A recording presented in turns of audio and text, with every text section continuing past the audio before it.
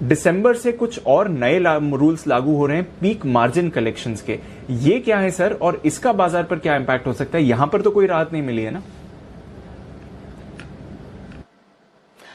नहीं नहीं, यहाँ तो राहत नहीं, यहाँ तो अब कहर अब आने वाला है। राहत तो छोड़ दीजिए दीप, 1 दिसंबर से आप पर कहर आने वाला है। देखिए हुआ क्या, 1 दिसंबर से क्या बदल रहा है। 1 दिसंबर से एक नियम बन रहा है पीक मार्जिनिंग सिस्टम का, यानी कि आपका मार्केट में किसी भी वक्त कितना हाईएस्ट एक्सपोजर है। ठीक है, समझिए आपने लिमिट ले रखी है अपने ब्रोकर से 10 लाख रुपए की। ठीक है, 10 लाख रुपए की लिमिट ले रखी है, यानी कि आपका हाईएस्ट एक्सपोजर 10 लाख जा सकता है। अब किसी दिन आप 10 लाख ट्रेड करें इंट्राडे में, 8 लाख ट्रेड करें, 5 लाख ट्रेड करें, जो भी ट्रेड करें, समझिए आपने किसी दिन 10 लाख ट्रेड किया। ठीक है, अब इस 10 लाख रुपए पर समझिए 20% मार्जिन आया, यानी कि 2 लाख रुपए का मार्जिन है। अब 1 दिसंबर से क्या बदल रहा है बता दूं। अब तक नियम यह था, इंट्राडे में मार्जिन देने की जरूरत तो है क्लाइंट को, लेकिन ब्रोकर्स को यह सुविधा थी कि अगर वो चाहें तो क्लाइंट्स के बिहाफ में मार्जिन खुद भर के इंट्राडे ट्रेडिंग लिमिट दे सकते हैं, जो आमतौर पर सारे ब्रोकर करते हैं। ऑनलाइन भी करते हैं, ऑफलाइन ब्रोकर भी करते हैं कि ठीक है ना, दिन में थोड़ा मार्जिन दे दो। किसी ने समझिए 1 लाख रुपए दिया मार्जिन, तो भी 10 लाख की लिमिट दे दो, सिस्टम सेट कर दो, मार्क टू मार्केट लॉस 50,000, 75,000 या 80,000 जो भी आए, तो ऑटोमेटिक आपकी पोजीशन स्क्वायर ऑफ हो जाएगी। ये सिस्टम होता था। ठीक है, तो उसमें क्या होता था, वॉल्यूम बढ़े, ब्रोकरेज बढ़े, इसलिए ब्रोकर क्या करते थे कि अपना मार्जिन एक्सचेंज में भर देते थे इंट्राडे लिमिट के लिए और क्लाइंट्स को लिमिट दे देते थे। अब 1 दिसंबर से क्या होगा, 1 दिसंबर से जो नियम बदलेगा वो नियम ये है कि अगर आपकी मार्जिन रिक्वायरमेंट इंट्राडे में जो आपने हाईएस्ट एक्सपोजर लिया, देखिए हाईएस्ट एक्सपोजर तो एक ही बार होता है, पीक तो एक ही बार बनता है। समझिए आपने दिन के दौरान हाईएस्ट एक्सपोजर 10 लाख रुपए लिया, उस 10 लाख रुपए पे मार्जिन की रिक्वायरमेंट आई 2 लाख रुपए। मैं एग्जांपल दे रहा हूं ताकि आपको एकदम अच्छे से समझ में आ जाए। अब इस 2 लाख रुपए की मार्जिन रिक्वायरमेंट में 1 दिसंबर से जो नियम बन रहा है वो ये कि मिनिमम कम से कम 25% क्लाइंट का होना चाहिए, 75% ब्रोकर फंड कर सकता है।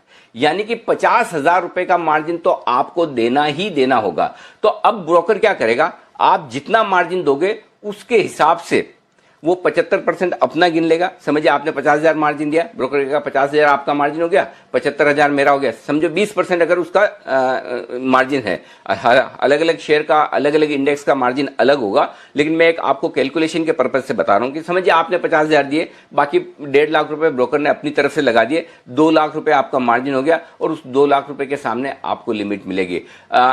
तो अब 1 दिसंबर से इंट्राडे में आपकी ट्रेडिंग के हाथ बनेंगे, क्योंकि पीक मार्जिन है। ये जो हाईएस्ट एक्सपोजर लिया उसका 25%, समझिए आपने 50,000 दिए और आपने 10 लाख की लिमिट ली, लेकिन अगर आपने दिन के दौरान 5 ही लाख का एक्सपोजर लिया तो भी आपका तो मार्जिन उतना ही लगा हुआ है। तो इसका मतलब क्लियर कट है, आप मैक्सिमम वहां तक जा सकते हैं जो आपने 25% मार्जिन दिया उसके हिसाब से। तो अब इंट्राडे में ब्रोकर्स आपको उतनी लिमिट नहीं दे पाएंगे, और मेरी सारे जो ट्रेडर्स हैं उनसे दरख्वास्त है, प्लीज इन नियमों को अच्छे से समझ लें। ब्रोकर से, उनके फ्रेंचाइजी से, उनके ब्रांच ऑफिसर से झगड़ा न करें। ब्रोकर हमेशा ये चाहेगा उनके क्लाइंट ट्रेड करें रिस्क के साथ, मार्जिनिंग सिस्टम के साथ, लेकिन जब मार्जिनिंग सिस्टम नए होते हैं, बदलते हैं, तो उन्हें उन नियमों को पालन करना, उनके पास कोई ऑप्शन नहीं है कि वो एनएससी, बीएससी या सेबी को जाकर कहे नहीं ये हमारे क्लाइंट नहीं मान रहे हैं। ऐसा नहीं है। तो आपको ये मानना और समझना पड़ेगा कि नए मार्जिनिंग सिस्टम में अब आपको डे ट्रेड में पोजिशन कम लेने का ब्रोकर्स फोर्स करेंगे या लिमिट नहीं देंगे, और उसके लिए झगड़ा न करें। बेहतर यह आप ज्यादा मार्जिन रखें और उसके हिसाब से आप आगे का अपना प्लान करें, ये ज्यादा बढ़िया रहेगा। तो ये 2 चीज है जो आपको ध्यान में रखनी। तो 1 दिसंबर से जो बदलने जा रहा है वो ज्यादा खतरनाक है, क्योंकि अब होगा ये और ये दोनों पे लागू होगा दीप, कैश मार्केट के स्टॉक्स पे भी और एफएनओ स्टॉक्स पे भी। अगर समझिए आप निफ्टी ट्रेड करते हैं, दिन के दौरान आपका हाईएस्ट ट्रेड निफ्टी का 10 लोट का होता है, ठीक है, तो आपको 10 लोट जितना का जो मार्जिन बनता है उस मार्जिन का 25% तो ब्रोकर के पास रखना ही पड़ेगा।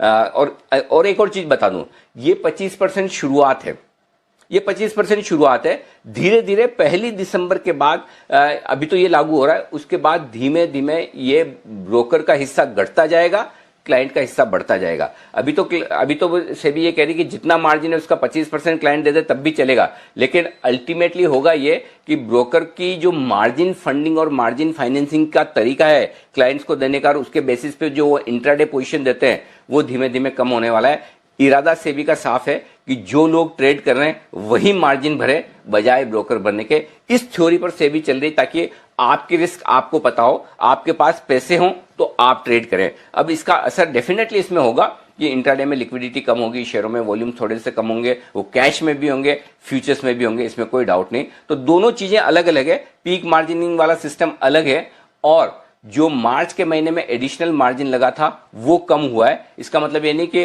1 सितंबर का जो रूल था कि आपको मार्जिन देना भी होगा, ब्रोकर को इसकी रिपोर्ट भी करनी होगी, और अगर ये दोनों नहीं हुआ तो उस पर जो पेनल्टी लगने का सिलसिला है वो अभी भी जारी रहेगा। इसको अच्छे से समझ लीजिए। जी दीप।